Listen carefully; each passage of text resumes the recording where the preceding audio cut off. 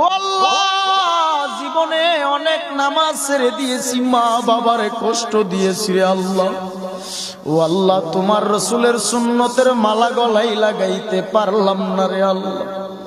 তওবা করে নিলাম আজকে আলেমুল আমাদেরকে সাক্ষী রাখিয়া। তওবা করলাম আল্লাহ, আর কোনোদিন নামাজ ছাড়বো না, রোজা ছাড়বো না, মানুষকে কষ্ট দিব না, সুদের খাতায় নাম লাগাবো না, কোনোদিন খারাপ কাজে লিপ্ত হব না।